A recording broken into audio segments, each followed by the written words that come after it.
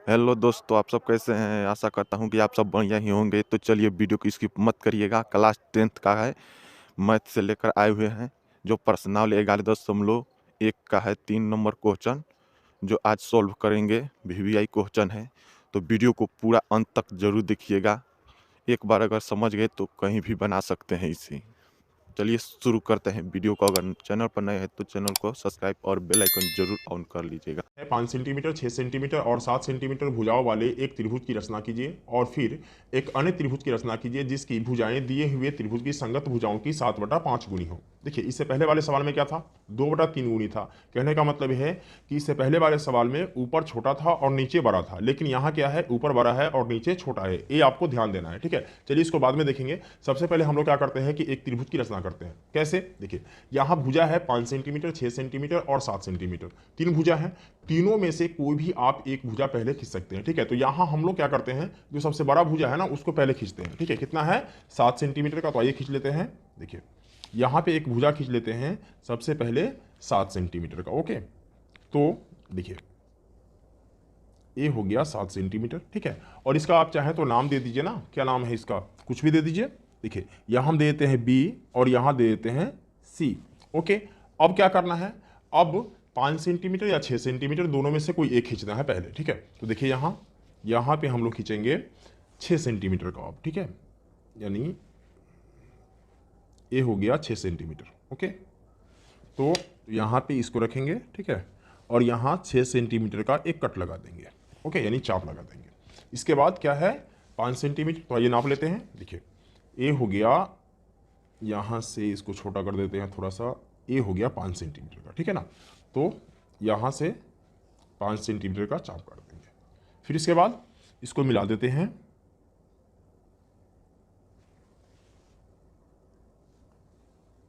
मिला दिया। इससे इसको मिला देते हैं। ये मिला दिया। इसका नाम ए दे देते हैं, ठीक है। तो हमारे पास अब क्या क्या हो गया, देखिए, ए हो गया 7 सेंटीमीटर का। क्या हो गया? 7 सेंटीमीटर, ठीक है ना। ए हो गया 6 सेंटीमीटर और ए हो जाएगा 5 सेंटीमीटर, ठीक है। लिख देते हैं यहाँ पे 5 सेंटीमीटर।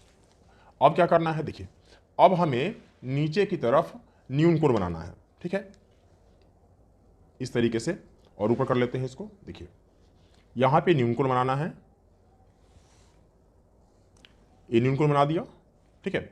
न्यून कोण को कितने भागों में बांटना है? देखिए, सबसे बड़ा क्या है, 7/5, यानी कि सबसे बड़ा क्या है, 7 है। तो 7 बराबर भागों में बांटना है, ठीक है। देखिए, इसके लिए हम क्या करते हैं कि इसको थोड़ा सा छोटा कर लेते हैं, ठीक है। इतना कर लेते हैं, चलेगा इतना, है ना। तो देखिए, इसको यहां से बांटना है। यहां पे रखेंगे, ठीक है ना। 1 2 3 4 5 6 और ये छोटा पड़ गया, ठीक है। इसको थोड़ा सा और बड़ा कर लेते हैं, ठीक है। और ये हो गया यहाँ 7, ठीक है। चलिए इसका नाम दे देते हैं x। क्या नाम दे देते हैं? x नाम दे देते हैं। इसके बाद क्या करना है, इस प्रत्येक बिंदु का भी नाम देना है। तो यहाँ पे b है तो इसका नाम देते हैं b1। क्या देते हैं? b1। ये हो जाएगा b2, ये हो जाएगा b3, ये हो जाएगा b4, ये हो जाएगा b5 और ये हो जाएगा b6 और ये हो जाएगा b7, ठीक है।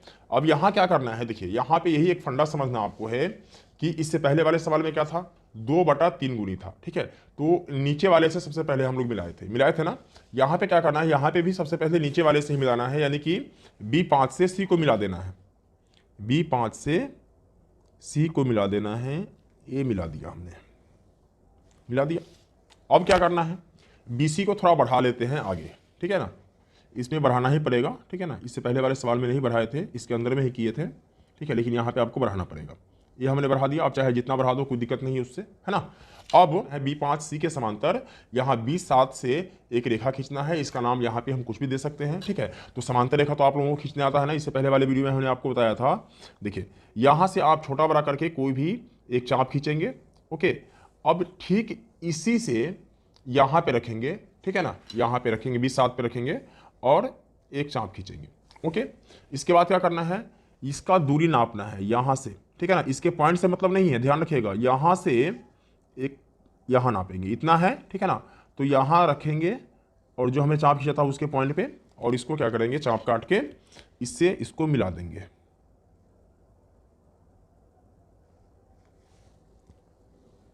मिला दिया, आप इसका नाम कुछ भी रख सकते हैं, डी रख दीजिए, ठीक है ना। अब क्या करना है कि जैसे हमने यहाँ पे समांतर रेखा खींचा है ना, वैसे ही यहाँ से एक समांतर रेखा खींचना है। इसके लिए क्या करेंगे ना, इसको बढ़ा देते हैं थोड़ा सा, ये बढ़ा दिया। अब देखिए यहाँ पे रखेंगे, एक चाप खींचेंगे, फिर इस बिंदु पे रखेंगे, एक चाप खींचेंगे, इसके बाद यहाँ से इसको नापेंगे, ठीक है, इतना है, तो इस पॉइंट पे रखेंगे, इसको कट लगाएंगे, ठीक है, और एक रेखा यहाँ से इस तरीके से खींच देंगे, ठीक है। ये जो रेखा हुआ इस रेखा के समांतर, ओके, इसका नाम आप कुछ भी दे दीजिए, ई दे दीजिए। अब फाइनल मेरा रचना बनके तैयार हो चुका है, ठीक है। अब करना बस सिर्फ ये है कि रचना के चरण और औचित्य लिखना है, ठीक है। तो आइए लिख लेते हैं, देखिए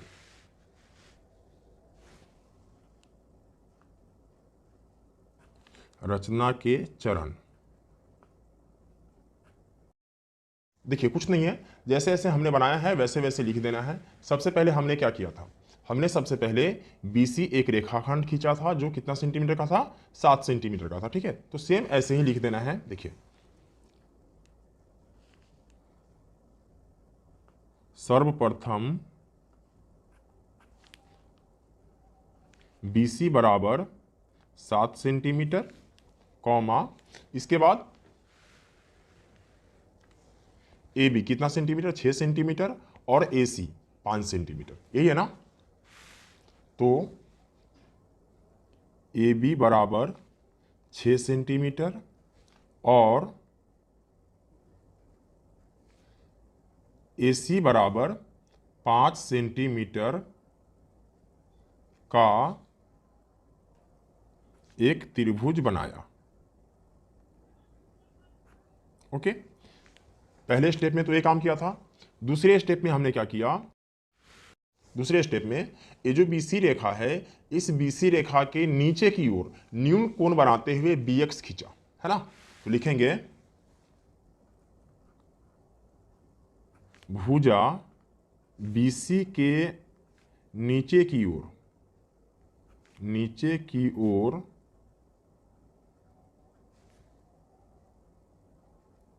न्यून कोण बनाते हुए BX खींचा, ठीक है, ये हो गया। तीसरा स्टेप क्या है, B को केंद्र मानकर, किसको केंद्र मानकर, यहां B को केंद्र मानकर, ठीक है ना, बराबर बराबर क्या किया हमने, 7 चाप काटा है, ठीक है ना। तो लिखेंगे नंबर 3 में B को केंद्र मानकर, B को केंद्र मानकर 7 बराबर चाप B बराबर B1 बराबर B2 बराबर B3 बराबर B4 बराबर B5 बराबर B6 बराबर B7 खींचा। ओके, इसके बाद हमने क्या किया, इसके बाद B5 से C को मिला दिया। तो लिखेंगे चौथा पॉइंट, B5 से C को मिलाया, फिर देखिए B5 C के समांतर B7 D एक रेखा खींचा, है ना। तो लिखेंगे पांचवा पॉइंट में, फिर B5 C के समांतर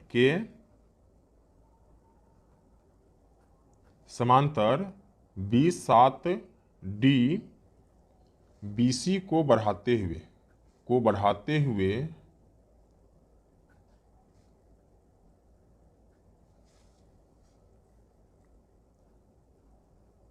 एक रेखा खींचा।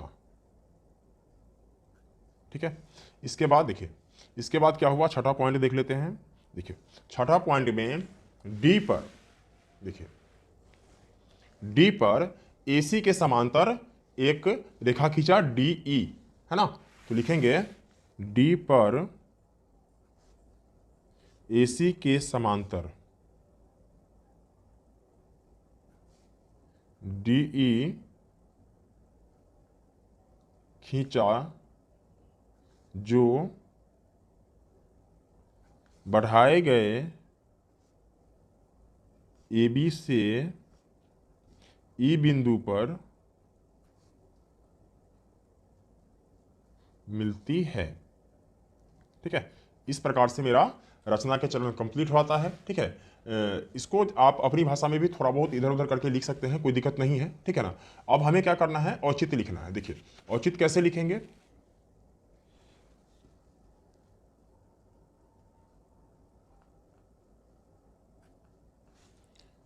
चूंकि DE समांतर है किसके, AC के, इसलिए त्रिभुज ABC क्या है, समरूप होंगे किसके, त्रिभुज EBD के। ठीक है, तो लिखेंगे त्रिभुज EBD के, अर्थात देखिए EB बटा AB, ठीक है ना, EB बटा AB बराबर BD बटा BC बराबर, यहाँ आप देख सकते हैं DE बटा AC। ठीक है ना, तो लिखेंगे DE बटा AC बराबर क्या हो जाएगा, हमारा सवाल क्या कह रहा था, हमारा सवाल कह रहा था, देखिए आप यहाँ 7/5 गुनी हो, है ना। तो लिख सकते हैं यहाँ पे बराबर 7/5 गुनी है। ठीक है ना, यही क्या हो जाएगा, रचना बन के तैयार हो जाएगा। ठीक है, ये जो रचना है इसको आप लोग पेंसिल से बनाएंगे। ठीक, मैंने यहाँ पेन का इस्तेमाल इसलिए किया था ताकि आप लोगों को साफ साफ दिखाई दे और आप लोग अच्छे से समझ सकें। ठीक है, अगर आप पेन का इस्तेमाल करते हैं तो आपका नंबर भी कट सकता है, इसलिए हर हाल में इसको क्या करना है कि पेंसिल से ही बनाना है, एकदम गांठ बांध लेना है आप लोगों को। ओके, चलिए फिर मिलते हैं एक और वीडियो में, तब तक के लिए जय हिंद।